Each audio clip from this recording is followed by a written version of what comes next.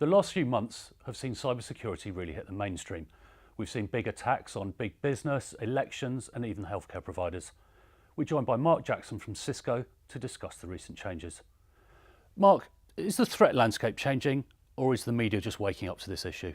I honestly think it's a bit of both. I think we've seen the threat landscape change significantly, and I think a lot of that has been in response to the changing technology domain, the Internet of Things, more connected devices, and therefore the attackers have got more things to target.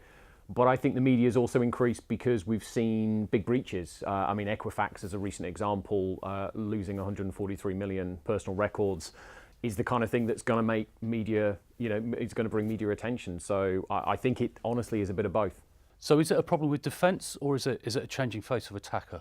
Again, I hate to sit on the fence, but I think it's a bit of both. Again, I think the attacks are getting easier. A lot of what's been reported in the community is that it's getting ever easier for the attackers to simply download tools and launch them. What was a sophisticated attack only perpetrated by very sophisticated criminals 5-10 years ago now is in the hands of the masses. And so we're seeing that speed of change in the threat landscape.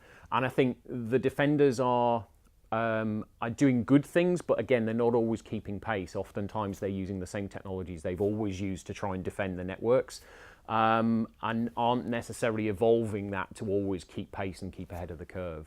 So what one piece of advice would you give someone in charge of defending a big corporate network? For me, if I can give two, I think one is improve your visibility. You can't defend what you can't see. And in the face of IoT and all these other connected devices, IT environments are exploding and people don't have control of them and don't have visibility. So improve your visibility. Introduce elements of control. A lot of IT environments are very open by their nature. People have built very large defenses at the perimeters and very little on the inside. Breach will happen. So start to think about building and designing security sort of from an internal perspective and start putting layers of defense internally within the infrastructure, not just at the perimeter. And what about government? Is there a role for better regulation and better police work in this? Yeah, I think government does have a role, but it's always very difficult in anything within IT to sort of talk about regulation because, of course, that's often stifles innovation, which is what we're really looking for in IT. I think where government needs to come in, though, is certainly in areas where you're talking about critical national infrastructure, so utilities, healthcare, and so on and so forth. I think there's absolutely a role there for government to strengthen maybe regulation or certainly apply more control over those domains, because those are areas that we can't suffer the kind of breaches that maybe we've seen in the past. But beyond that, it starts to get very difficult, I think, for any sort of regulation to really have a major impact in that area. Potentially education, I think that's another big area that certainly the UK government's looking at the moment. How do we drive more people into this sector? But beyond that, I think it starts to get very tricky. One fairly new area that's been gaining a lot of attention is ransomware, again in the last 6 months or so. Do you see that as a big threat going forward, or is that fading from the radar? No, I think it is a big threat, and again, like all of the sort of threat areas, it's ever changing. The sort of early variants of ransomware were not great, but of course the guys that are creating this ransomware are learning the lessons of the past. You're now seeing trends of ransomware as a service, so I can go online. I can go to the dark web and I can go and pay somebody else to create the ransomware for me. And in fact, oftentimes I don't even have to pay them.